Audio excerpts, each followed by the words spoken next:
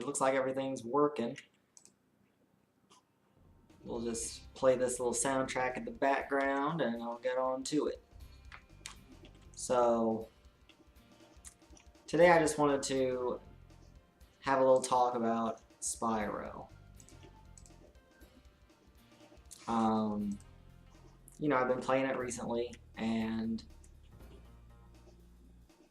yeah, I've been thinking about the game design a lot. You know, I've been starting this blog post here and just getting my thoughts organized around it. I thought I'd go ahead and make a little video just explaining it, just casually. And yeah, this is Hawaiian Shirt Friday here in Seattle, gloomy little old Seattle. But anyway, let's just get on to it. So I made a little list of things just to remind me, and hopefully I'll keep little timestamps as I go into it. So we'll just do this. Core mechanics. Okay, so yeah, I think Spyro's core mechanics, it's very interesting. Like looking at it from, it's one of the first 3D platformers. I mean, I guess it's not really one of the first, but it, within like the first 5 or 3-4 years the 3D platformers existed, this game came out. And I think it really nailed a lot of the things that a 3D platformer should be. The differences you see, the things that make Spyro really unique in my eyes, are really just the focus on fast movement. It's like what Sonic did for 2D platformers, Spyro did for 3D. Like, it's really just focused on that fast-paced movement, because you end up charging a lot. You know, like if you look throughout this video, most of the time, what am I doing? I'm charging. And it makes sense because he's a dragon. I don't know. He has horns, so he's going to charge. You know, I never thought about how much that made sense. So I think charging is a huge mechanic. It's actually a type of challenge layering that you see in the game. Where challenge layering, I have a blog post about. It's basically where low-skill players can still play the game, and they can do all the challenges and stuff. But they might do it slower. They might do it easier. They might get less rewards from it. Whereas if you layer the challenges, you can get nice things for high-skilled players to do. And so I think charging is a good way that, okay, high-skilled players can move faster because they know how to charge, they're experienced with it. Moving faster can often cause you to like die in certain platforming events because you're moving faster, right? Whereas if you're just like walking around like this, what I'm doing here on the screen right now, you know, you're going to walk around. It's a little bit easier for low skill players just to walk around and jump. So, yeah. So I think charging is beautiful there. And also just the speed that you end up charging also sets it apart. Another thing that sets it apart is how short Spyro really jumps. Like in the remake, he jumps a little bit higher, I feel. But definitely in the original, his jump was very small. And since he was really focused on gliding, it made level designs more like wide and spread out rather than more narrow and cluttered together that you'd see in like Banjo-Kazooie or Mario 64. And I think that's very interesting because his glide just allows you to jump really far.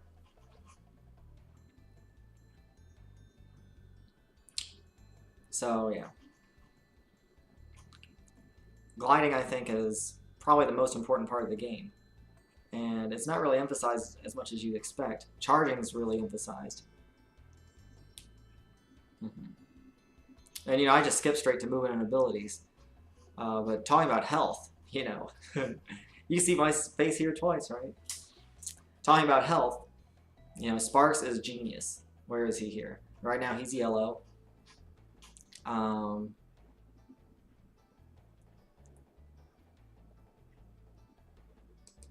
You know, I'll move to a part where I actually take damage. There he turned blue, right?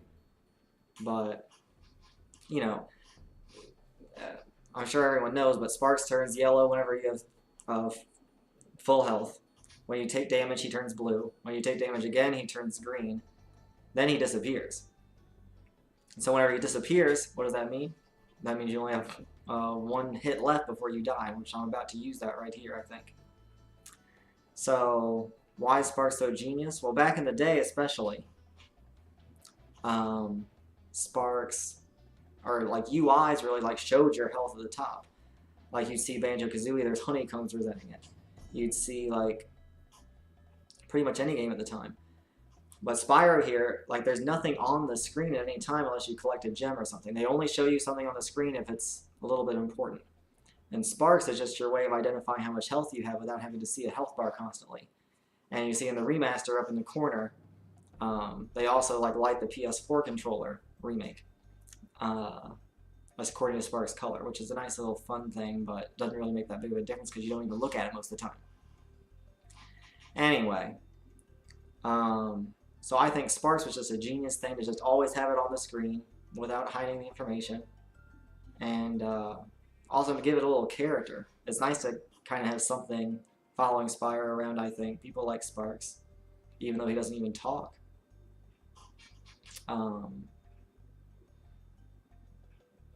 Yeah, so another thing, I guess, that falls into core mechanics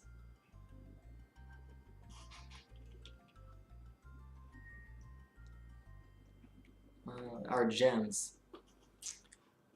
I guess like the kind of collectibles you get. Yeah. So gems are your basic collectible. There's just, there's about 2 to 500 in every level. It's nice. They're scattered around, and some of them are different quantities, all the way from 1 gem being green to purple being 25. So the nice thing about gems is they're meant for exploring the world. Kind of like easing into types of challenges here. Gems are focused on, exploration. I'm just going to mark it now. We'll start talking about types of challenges. So yeah, exploration is a huge type of challenge in this game. There's a lot of secret areas. Every level pretty much has a secret area. Courtesy from Sonic Blue TM, he has like all these level maps here. If you just like go through these, like you notice that they look pretty non-linear here. Like for the time that it was made, yeah, they're kind of small because there's so many of them, but they look fairly non-linear.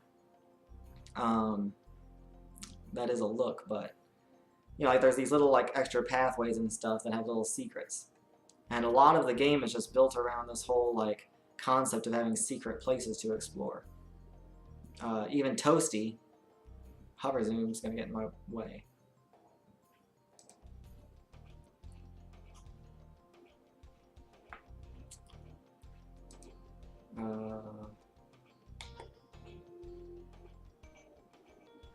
Okay. I'll just turn it off like this. Anyway, even Toasty here, boss level. I have to refresh. Even Toasty has a little hidden place to explore. So like you start here and you go through this thing, you go through the boss, and that's it. It looks linear. But then there's this little extra, just little nook that you can go explore, which is not hard to find maybe, but I can imagine someone missing it. And as you go through the game, the levels get more and more complicated and show you more and more different places you can explore if you just go out of your way. So exploration is a huge challenge, and the way the game tries to get you to explore more is by hiding gems and by hiding, by having dragons and, just the collectibles in general. So what are gems used for? They're not actually used for much. The only thing is sometimes they help you get to the next world. I think twice you need a certain gem required in order to get to the next world. Dragons, on the other hand, are your main collectible. There's 80 of them in the game, and they're interesting because they give you like 3 or 4 different rewards. One is a little bit of lore, story. They help like flesh out the world, make it feel a little bit more real. Oh, there's dragons here, and I'm saving them. They give you a reason to want to save them. Another thing dragons give you is tutorials. They help you like learn mechanics about the game and give you little hints on how to provide, which is a good thing. Dragons also give you a reason to explore. And they're also little checkpoints. Like, see what happened just there on the screen was you made checkpoints, a little save. So just in case you die, you'll respawn there. And that's a great thing. So, yeah. But yeah, as far as like real types of challenge go, that's just exploration. Another type is combat. Yeah, you know, especially just like zooming ahead here. You know, there's a lot of levels really focused on combat, and this one is one of them. So, what do you have with combat? Usually enemies are trying to judge your timing or your ability to react quickly. So sometimes you have to know whether or not to do flame breath or charge them or wait until you can. Like, here's a great example. Right now he's got metal in the front, so you can't do anything. He's too big to charge. See, he won't be hit by charging. But you also can't flame him from the front. See, that didn't look right. You can't flame him from the front, you can only flame him from his butt. Which, like, this is, even in the first world they introduced an enemy like this, which I'm surprised. It's in an optional area, so maybe the player won't get through it, but I'm pretty sure most people could. And really, like, all areas are optional. Which I could go back to exploration and talk about that just a little bit more. Throughout the game, and especially in this one in the series, the levels, while they do generally follow a main path and it's somewhat linear, they do try to like have different areas out of the way, which we talked about. And it just means, it makes you feel like, okay, I want to explore, get everything. There's not really like a main story in the level. You just like go, and sometimes they have these things that like, it's return home, and that's kind of the end of the level. But you don't really want to like end the level there. Like, I don't know, the game is just really good at wanting to explore and get all the gems and stuff. And I think it actually is better at that than a lot of 3D platformers, especially at the, well, no, ever, yeah. Anyway, going back to combat here, I know that's the main thing I have to say about combat. It's something that's in most levels, and as you go through the game, it definitely gets harder. But if you notice, the final boss, Nasty Nork, isn't focused on combat. It's more focused on platforming, which brings us to the third type of challenge that's really present in the game. And it's the one that's really overarching: platforming. We've already talked about the abilities that facilitate it. It's mostly jumping and gliding. But a lot of the game is just structured around jumping. And it's really gliding. And so what you'll notice is in every level, there's a mixture of these three types of challenge: exploration, combat, and platforming. And you'll also see that some levels are more focused, which we'll go that in to a second, because I wanted to showcase the first world in particular and see how each level is particularly focused on a certain type of challenge, which helps you like deal with the rest of the game. But yeah, there's not too many puzzles. Like, that's the interesting thing. If there are, they're very short, small, like rock, paper, scissors, like just, you know, like seeing a chest. How do you open it? Do you flame breath it? Do you attack it? Okay, finding the key in a level for a chest that has a key, a lock, that's exploration based. It's not really a puzzle. Look at me exiting the level like this. So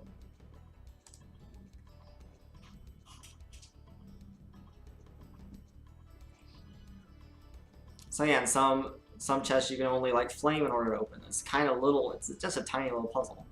And I don't know, at the moment I cannot think of a level that requires you to solve a puzzle until the 5th world. I'm sure I'm probably wrong at that, so don't quote me, but you know, the 5th world does have a few little puzzle things because you have to like resize enemies and stuff in order to get places. Maybe Magic Crafters has some stuff where you have to kill enemies in a certain order or do something. I don't know. But puzzling is not a strong element here. And also, challenges tend to be focused on platforming. Even as you get later mechanics, like Supercharge, or even the flights. Well, I guess super flights are speedways. We'll talk about those separately, since they really are mini games, but they help you feel like a dragon. So we'll talk about them when we get to theme, and I'll make a note of that. But yeah, outside of speedways, most of the challenges in the game are focused purely on platforming and combat and exploration, I'd say. Anyway, I'm starting to ramble about that.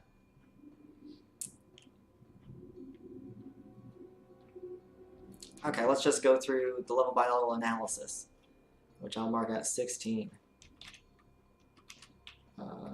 10. Yeah, so level by level, this is the first world. Okay. If we go to, where I'm just walking around the first world, I don't know, there's not really anything to see there, but, this is the map for the first world. You start here.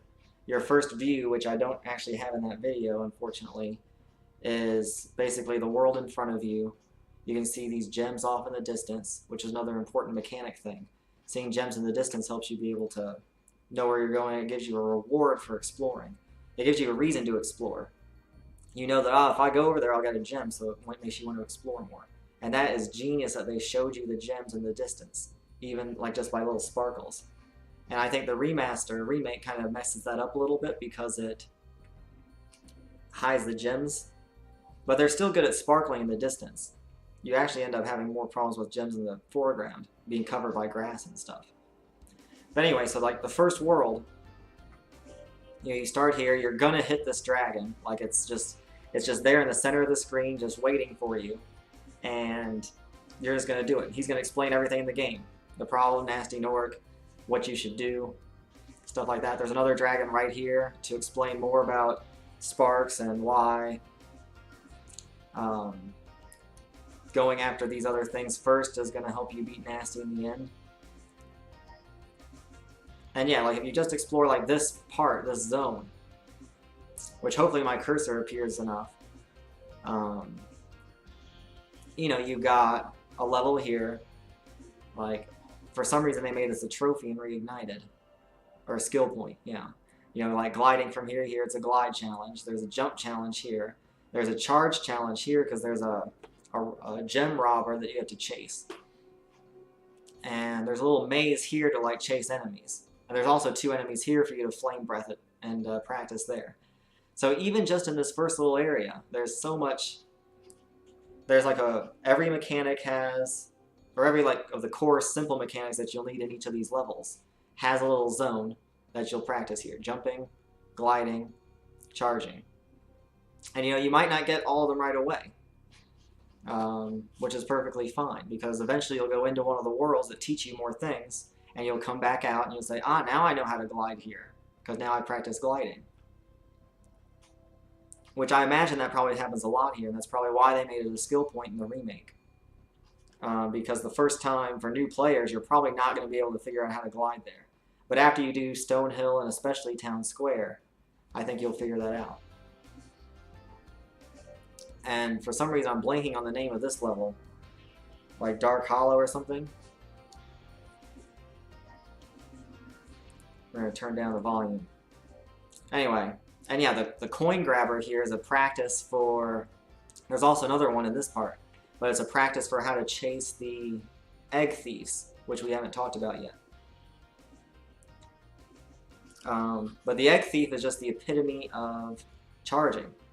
And that's exactly what Nasty Nork is too in the end. Like the final boss is a charge-based like monster. You're speeding through an area trying to go as fast as you can to chase something.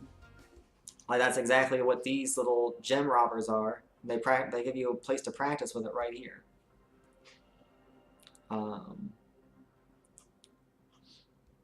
Yeah. Another thing is there's a speedway here that you're unlikely, like, I don't know. I don't have any statistics on this, unfortunately, but I think new players are not going to find this speedway. And I think, especially in the original version, they didn't plan for you to when you got here, because this speedway is one of the harder speedways. I think the developers didn't want you to get this speedway yet because they're like, it's too early in the game. Players don't want to be, like, they're already distracted enough with all these things. We don't want to get them even more distracted by showing them the speedway here, but we also want high-skilled players to be able to just do the speedway immediately because they wanted to have a speedway in every world. So I think it's a great decision that they added this little exploration element to try to, like, you know, like hop on these things and make them all yellow. That you're really only going to figure out way later in the game. And yeah.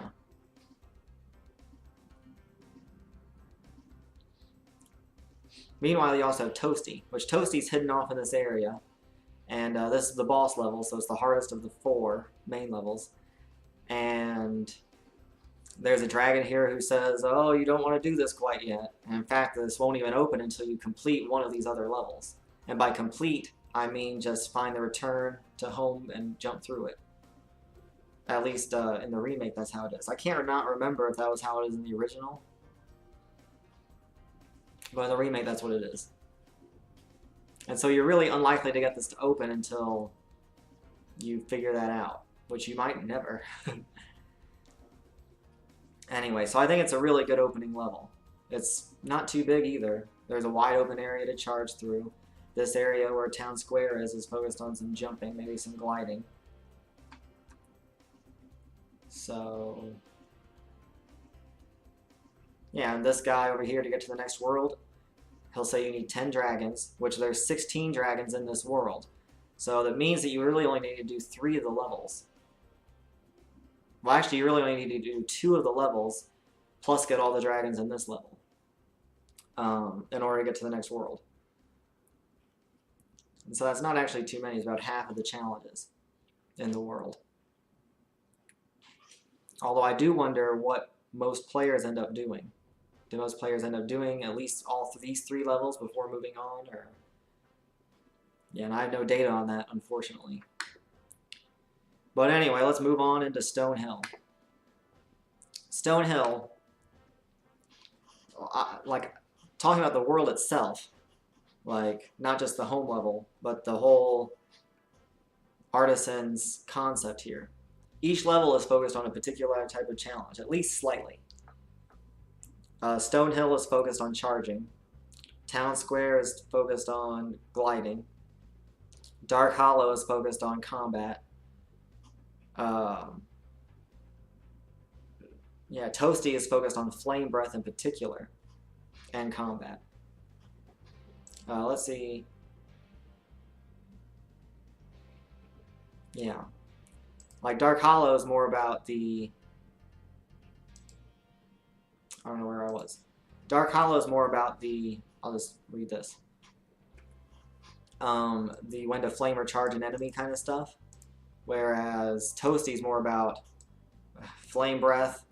It's funny because it's actually Toasty. I think that's the reason why they called it Toasty. Because you're going to end up making things toasty because you're going to use the flame breath to attack things.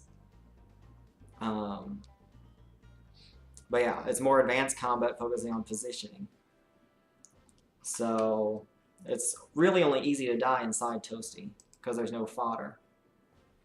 But so if we look at Stone Hill's map before we actually look at the game, you know, you like start here, it's a wide open area. You can even see Toasty. The amount of area that you can explore is just so much bigger than the others. And it's also more open too. Like throughout this whole area, there's not much blocking you from just like charging.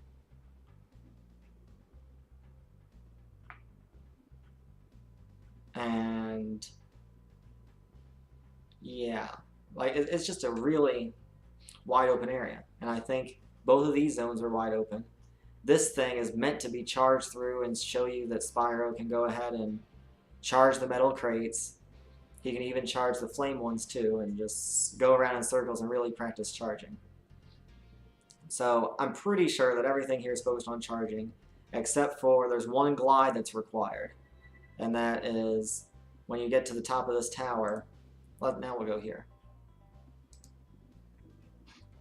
When you get to the top of that tower that's there, you have to glide on over to this area. And the dragon there actually like teaches you how to glide. This dragon. So, you know, what do? You like jump up and glide over there. So quite likely that's going to be the first major glide you make in the game, because this is it's the most obvious level you'll probably walk into first. But that's the only glide in this level.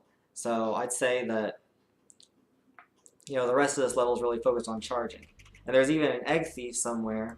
I don't know if we'll see it. There he is. And it's just exciting to just charge and really practice your charge and get him. Right. Boom. I could have done this pretty sooner or something, but I just wanted to really focus on the charge. And yeah, I got excited there. So there's also exploration parts too, because if you know, somewhere down here there's a beach that you have to find. There's a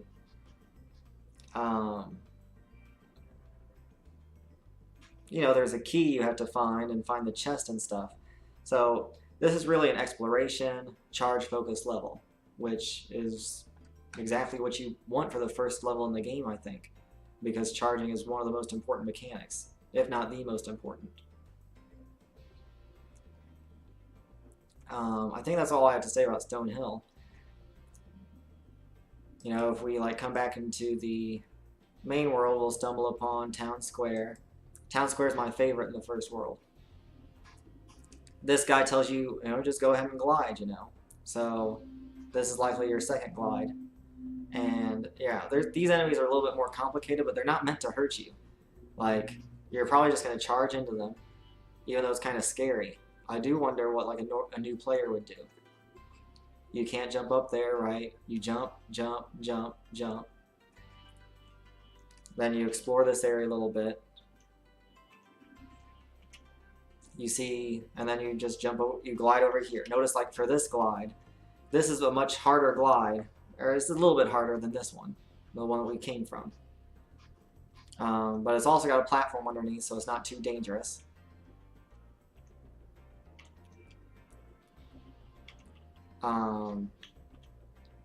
Then after that, I guess I'll just wait. We come up to this glide, which has water underneath. You can die here. Okay, this is probably a lot of people's first death, I bet. Because if you're not used to gliding yet, this might be a place you mess it up. It's a pretty easy glide once you know how to get used to it. But I bet especially kids probably died there. At least their first time.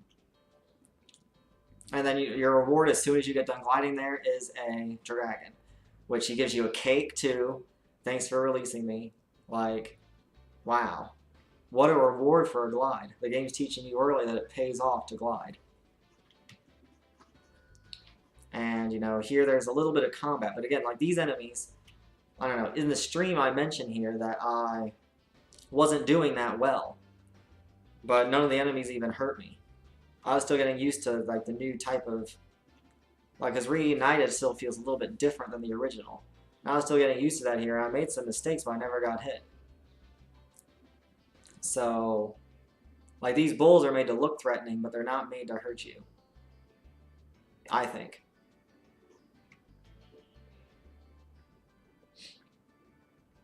Anyway, and the other proof that this is about gliding is this one.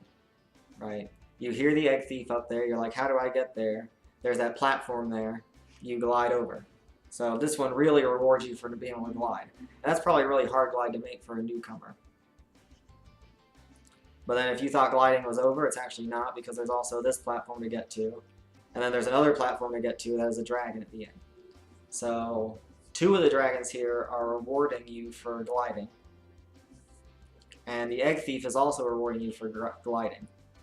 And in fact, even his charging isn't so bad. Although, I don't know, I got lucky killing him. I don't know how you're supposed to do it normally. So yeah, I really like Town Square. It's a good level.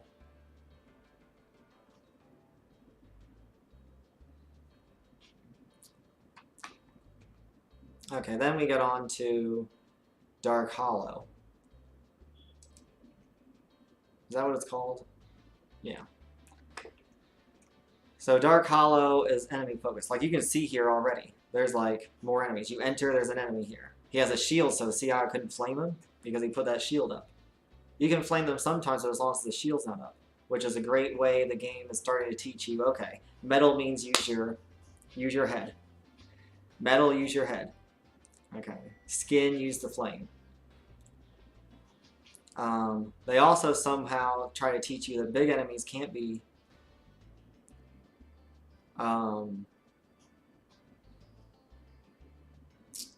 charged into to kill.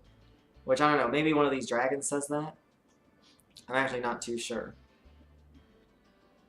I would imagine one of the dragons here say that. Maybe I'll try to listen. I like how these levels are very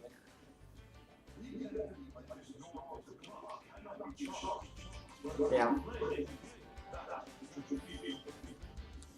Yeah. So as I predicted, you know, that guy's telling you, oh, these enemies can't be charged, the big ones. Okay, and that's like the main part of the level.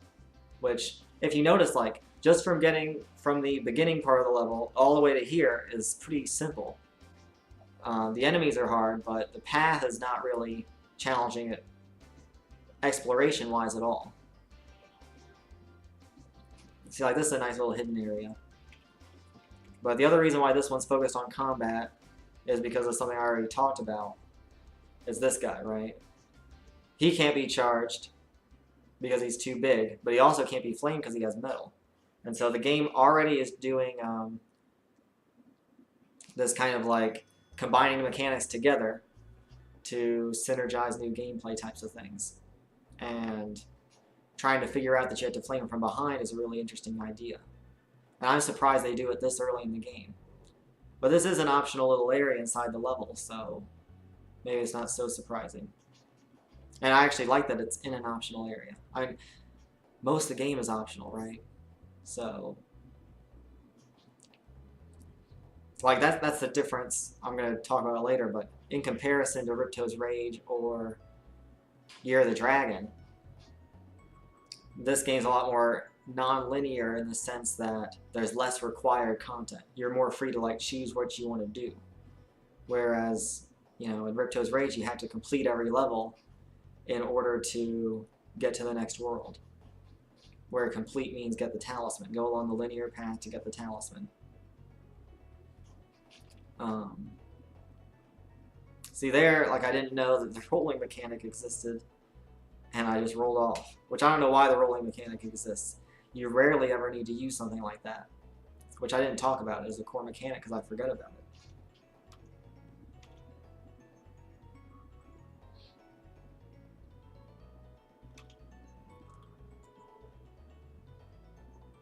So yeah, there's also a little gliding here and stuff. Like this is definitely meant to be harder than Stone Hill. But it's still not too hard. So I think that's all I have to say about that. It's very combat focused, trying to get you to think about that puzzly stuff. And remember, like it's not like these levels are one focus, that's it. You know, they all mix elements of each type of challenge, which that's what makes each level good. It's not just purely focused. Toasty's the only exception. I think Toasty really mixes in, or doesn't mix in at all. Let's just watch my playthrough of Toasty, see what happens. So again, I already mentioned that Toasty is about fire. That's why it's called Toasty, I think. It's about flame breath. Here, see, I tried to go in too much. You know, I knew it was going to happen. I played the game before, but I don't know, I'm glad I did it because now I can show you. Like these guys, what was I expecting was going to happen? So the interesting thing here is the dogs you got to stay away from, which you'll see because now I start playing more smart. because you can't kill the dogs in one hit, you have to toast them first, and then toast them again. So now you'll start to see I play it really good because I'm scared. Wait, does that guy damage me?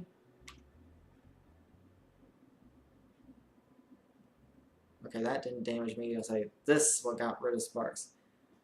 Like, he's also someone that you can't get in too close to. We've seen him before, though, in Stone Hill.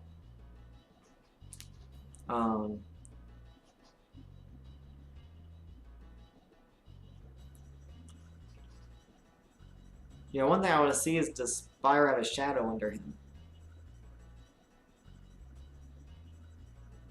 And it looks like he doesn't.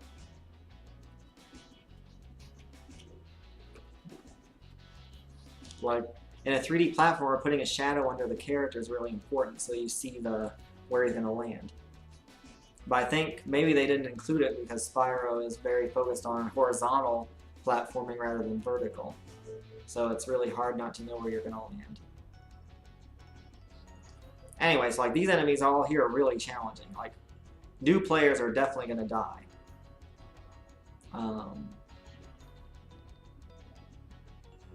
There's also no fodder in this level, which I think is interesting. That makes it even harder. And in fact, I think no boss level in Spyro 1 has fodder.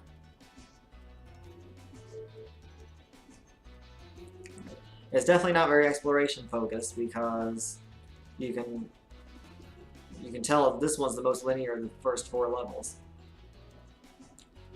Although, as I mentioned earlier, if we look at the map, there is this extra little side area, which I get to now.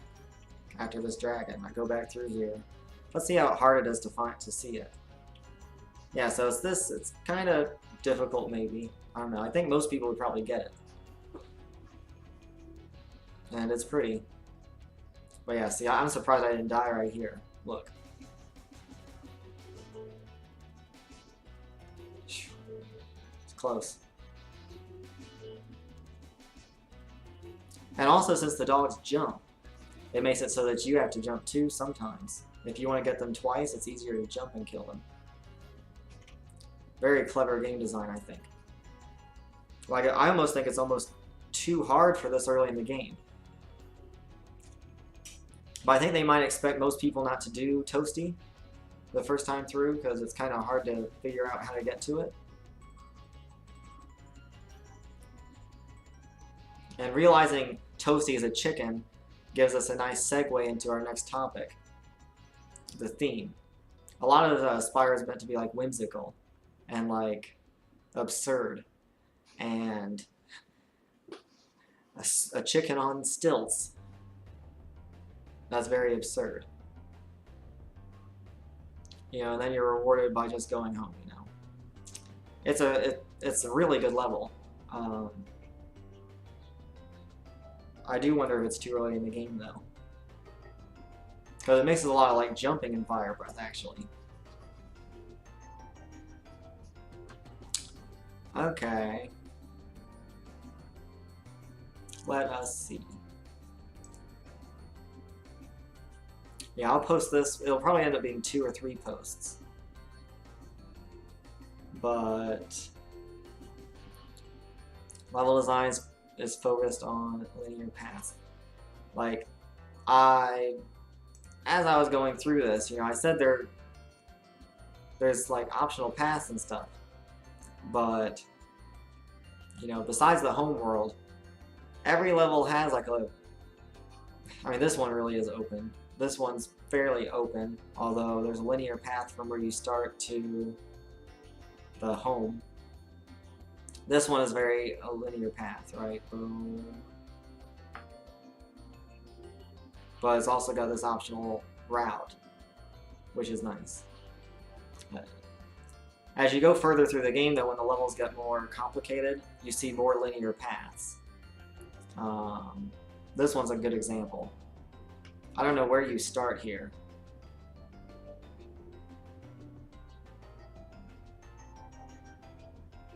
But you can kind of see the linearity already.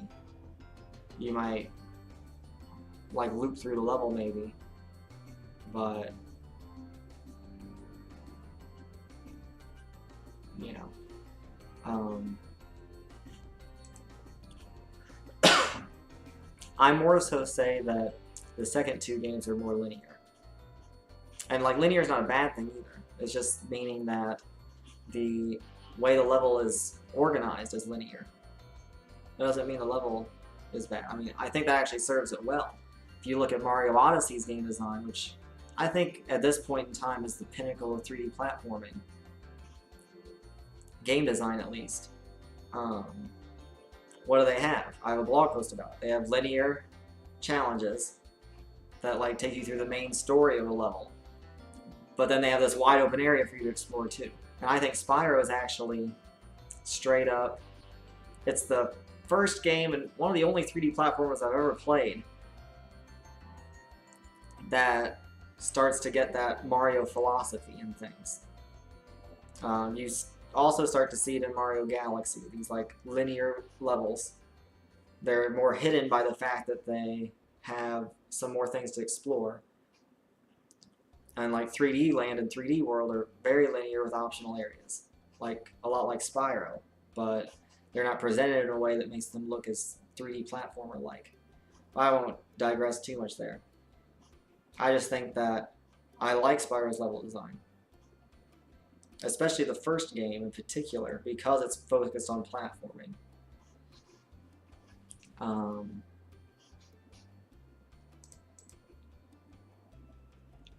Yeah, just because I like what happens in a game like Banjo-Kazooie or Mario 64. The levels are so wide open, it's kind of hard to know where to go sometimes. And I think,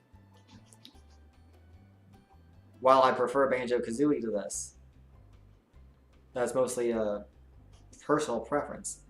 I think Spyro is an easier game to get into because levels are more friendly towards that linear aspect, especially Riptos Rage and Year of the Dragon. And I think that's probably the reason why Riptos Rage is more of a fan favorite, which I'm skipping ahead. Anyway. So yeah. Let's go ahead and talk about theme. I don't have much to say here. I just wanted to make sure I talked about it, because a lot of people forget to talk about theme and stuff. So, yeah, like, I don't know. Narrative-wise, there's not much in Spyro. It's very much comic mischief almost. Nasty Nork is not really present to a villain. You get a little bit more complex plots in the second two, but it's not focused on narrative at all. So I don't really want to talk about plot. I do want to talk about setting and how in the first game in particular, worlds are set up such that each level you can imagine as being part of that home world. Like, you know, okay, we're in the artisan's home world. Right, okay. You see what like artisans look like. Stone Hill looks almost exactly like it. You know, you can tell that this is, oh yeah, you know what, it's in the artisan's home world. In fact, in the background, you can see things that also kind of look like, okay, yeah, it's in the artisans. Town Square, it's just the artisans in the evening. You see that it's artisans because there's these designs and stuff. I don't know. You can kind of imagine it's the same. And you know, the second world has more desert-like environments. It has a crystal, or it has an ice cave that you are like, well, is that ice related really in a desert? Well, I mean, it could be in a cave, right? Maybe in the winter it looks like that. And that just ever so slightly gives you some cohesiveness to the world you're in, which I like. Another thing that helps is the balloonists. You see a balloonist in each world, and you're like, okay, yeah, this balloonist, you know, he's a person. He fleshes out the world a little bit. It makes you feel like, oh, I'm taking a... Like, even though they have the portals in between different levels, you know, that, like, takes you out of the whole, like, experience just a little bit. I like the portals. It feels kind of magical, you know, but it does, like, segregate the world a bit compared to a game like Jak and Daxter that has it all, like, open free-for-all or Conker's Bad Fur Day.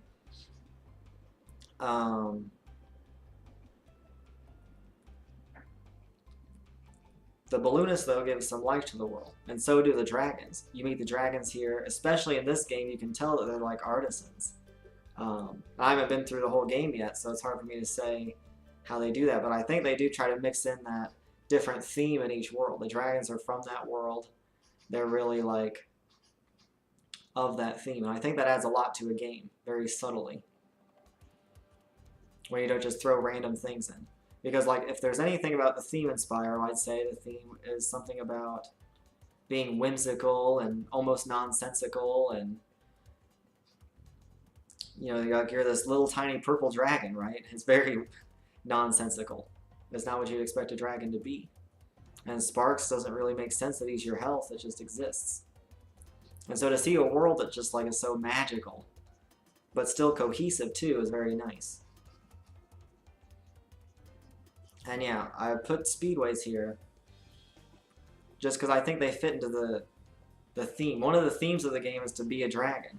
Like they say, you know, imagine, like the core experience of Spyro is to feel like a dragon. And that's why the 3D platforming is focused on flight. Like it's focused on gliding. Because you know, you glide around, his wings are small, so you understand why he can't really fly completely. It makes sense. It's core mechanic flame breath. You know, okay, he's a dragon. Yeah, I feel like a dragon while playing this game. And a lot of the things they do in this game make you feel like a dragon. Charging is kind of out of place maybe, but you know, dragons have horns, they can charge around, it makes sense. And supercharging is even more natural at that.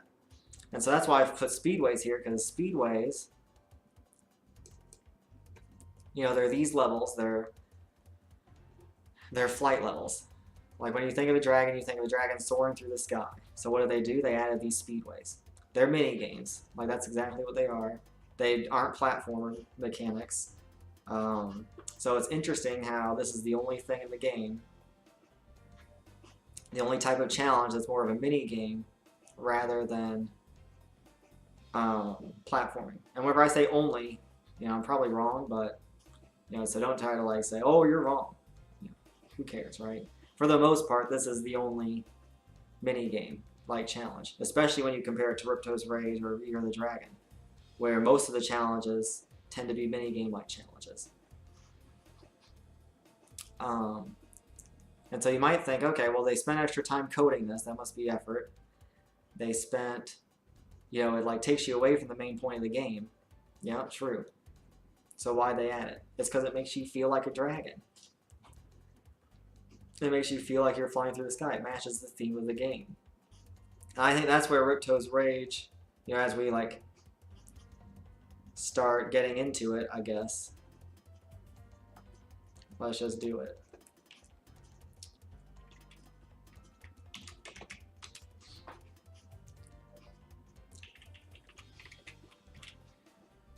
But yeah, while we're talking about speedways, you know, speedways are mini games. But they're mini games that make you feel like a dragon, so they match the theme of Spyro. When you get into Riptos Rage, you start seeing mini games that's like, okay, ice hockey. Have you ever imagined a dragon playing ice hockey? Doesn't make sense. What else? Like the popcorn collecting, the crystal popcorn thing.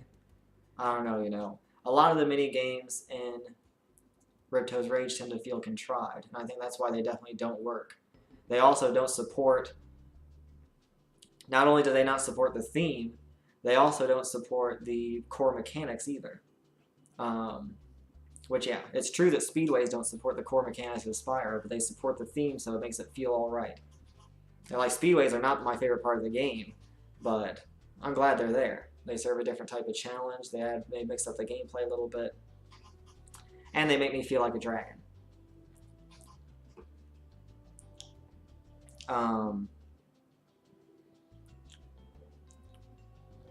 But yeah, I think if you're going to have a mini game, you either need to cater to the theme or cater to the core mechanics and still like not forget about them. Preferably you do both. But, you know, in Riptos Rage, you often see mechanics that make no sense. Ice hockey. It makes no sense thematically. Like, why are you playing ice hockey as a dragon. And it also doesn't add to the core mechanics. Like, it changes your movement scheme. It also makes it so you can't jump. It erases fire breath, although it replaces it maybe with like shooting the puck.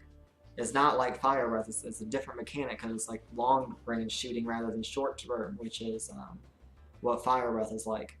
I don't know why I'm showing you this part where I just fail over and over again. Anyway. Okay, now that we're done with like that little concept here. Riptos Rage. As a kid, I loved Riptos Rage. It was my favorite of the three. Why? You know, I think the extra story it added filled in the narrative a bit. I like Ripto as an antagonist. He's more present. The introduction of like Crush and Gulp as bosses felt more intense.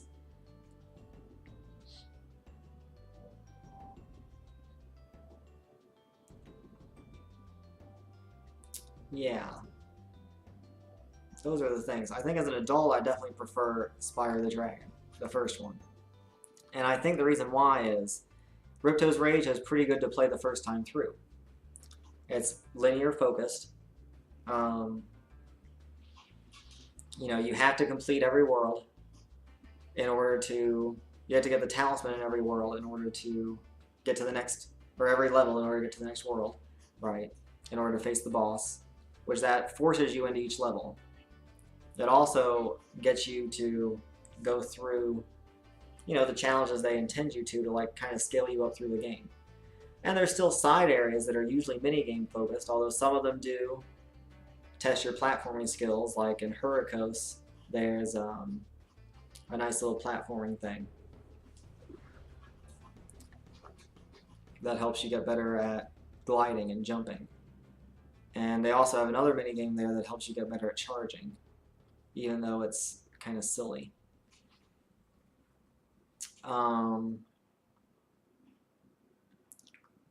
But yeah, I think that makes people just understand the game better. They have a direction to go. They know what to do. The game gates you more often to force you to make sure that you learn things in order before moving on. Which that's what this game doesn't do. It doesn't gate you. Not too much.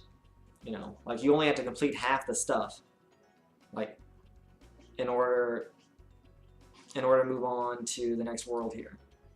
And as you keep going, you see that you need less and less of the game in order to move on to the next world. But people end up completing a lot more just because it feels so natural. In Riptos Rage, they more like force you to do certain things. Like, okay, you have to get enough gems in order to be able to swim. Which means not only do you have to go through the core parts of those levels, those first levels, but you also have to collect enough gems through it too. And okay, and then you have to get all the talisman. You know, so you have to go through every single level, which means you have to pay more money bags money. Not to mention, every single level they gate you too, which is, I think this is the main thing that impairs enjoyment of Riptos Rage if you play it multiple times. Every level has this linear section that blocks you every like section of the level. It's like a good example is in Colossus, one of the first levels you see. You know, the pattern is, okay, I enter a zone, I fight some enemies, then I talk to some guy and he chants, I, and what happens there? You know, he's chanting, he opens a gate, now you can move through. Into another zone where you fight the enemies, collect the gems, talk to the guy, and he chants a bit. It's fun, it makes the game more fun your first time through. But the second time through, you start to get bored of it. You could. And definitely the 10th time through, you really start to get bored of it. And you wish there was a way to speed up that process. This game doesn't have anything like that gating you through the levels. And so, it makes the levels feel less alive, maybe. But it also lets you be able to... It caters to more high-skilled players who've seen the game before.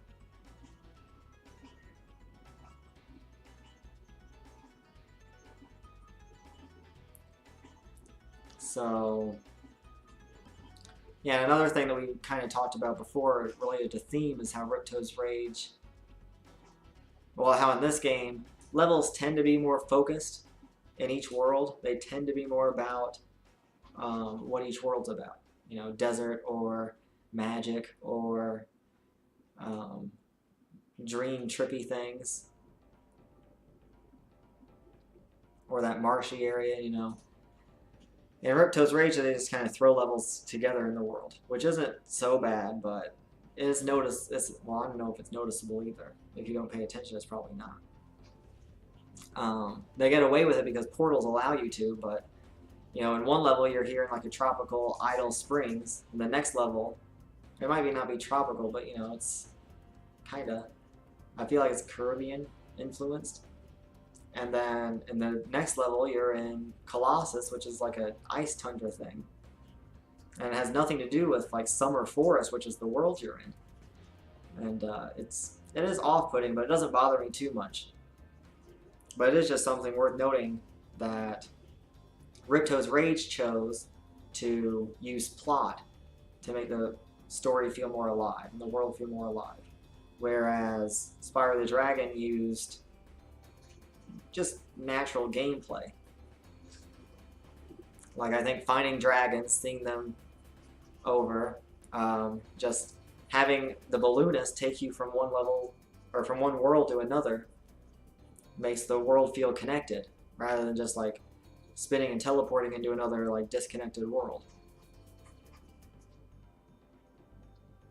So I mean, that's a very small subtle point that doesn't matter too much in the grand scheme of things. Riptos Rage is probably more challenging than this game, at least in the long run. Only because some of the mini games are stupid and hard, and they also assume you played this game, so they start out a little bit harder. And so that also allows them to end the game a little bit harder. But yeah, I still love Riptos Rage. It's one of my favorite games again. It's just different from this. And I think it shows how Insomniac evolved over the years. In the first game, well, like it's Spyro, you know, this is the most focused platformer they ever made. In Riptos Rage and Year of the Dragon, they started catering more towards mini games, or levels are more like about action-focused enemy attacking. Like, enemies are your biggest threat in Riptos Rage and Year of the Dragon, I feel like. And again, I haven't like done quantitative analysis, so this is just like a feeling. I have wanted to. I wanted to like go through each game and like see what the different challenges are. And like really quantify it. But I just have a feeling that there's more in Riptos Rage that's more action focused. As you get further into, or combat focused, as you get into Ratchet and Clank, you know, they definitely said, well, you know what, we're gonna make weapons and stuff, which means the enemies are your main combat's now your main type of challenge rather than platforming. But even the first Ratchet and Clank had some 3D platforming in it for a lot of it. But as you went through the Ratchet and Clank series, they progressively focused more and more on combat. And I don't know, if you look at it, you just kind of see this like steady decrease in platforming, increase in combat from this game to like Ratchet and Clank Deadlocked or something.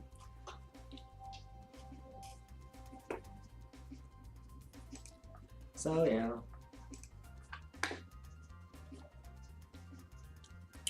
I guess I'll just give some quick thoughts on Reignited. We'll do 59, 15. So yeah, it's just some quick thoughts on Reignited. You know, I love it. Like, it's a great remake, just because the games are so great in the first place. Like, the graphics are just gorgeous. Like, it's a really, like, magical game. It doesn't quite look like the original, but it doesn't need to. I like them both still. This is definitely more modernized. And I think especially the first game's really well polished. I think once you start playing Riptos Rage, you start to notice that it's less polished. It's a little less pretty. Look at that though, man. Those waterfalls are gorgeous. Even like the dragon back there shaking's gorgeous. So yeah, like I think it's pretty faithful to the original. Like the only thing is in Riptos Rage, there's some sections that they changed. Not changed, but they took out little minor things that did add a little bit of depth to the original. Not depth, but like it made it feel more alive. Like one thing is whenever you complete a level in Riptos Rage, it does that. It shows you like, oh, the talisman, the orbs, and the gems. Da da da da. And the new one is just, okay, it's 100% complete. And it's like, okay. And some of the camera tricks they used to do in the original, they stopped doing in the remake. Some of the mini games are less polished too. And I think they just ran out of time and they didn't expect the mini games to take as long as they did. And that's why the second two games are less polished. But the most frustrating thing in Riptos Rage Reignited is the collision detection stuff. Some places just have really funky collision detection, and like there's a supercharge area in Fracture Hills. You're supercharging around this place, and in the original, it's just so it's really smooth. You know, you're still gonna do it a lot and practice it, but it seems fair. Whenever you make a mistake, it's like, okay, I did that. In Reignited, it didn't feel as fair. Like, it's like, okay, I ran into a lantern that's hanging on the wall that wasn't even in the original. You know, I didn't just clip through it. Or, okay, and now, like, I ran into this invisible ceiling or something. It's really disappointing because, you know, other than that, it's a gorgeous remake. But it's just a little bit more frustrating because of things like that. Yeah, I do actually have some notes on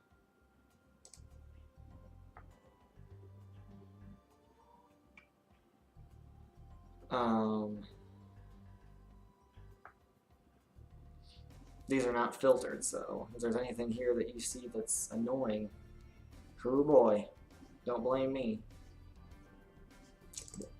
Well, I don't want to go too much into Riptos Rage.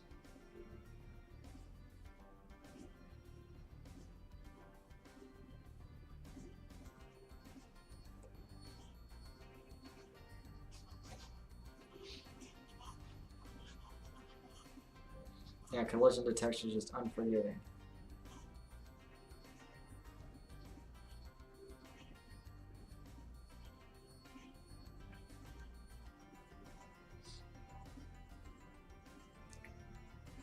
Yeah, that's pretty much all I have to say, I think, about Spyro the Dragon. The soundtrack's amazing, by the way. Okay, so I'm just gonna cut off the stream. You know, thanks for watching. If you made it all the way to the end, especially. I can't even imagine.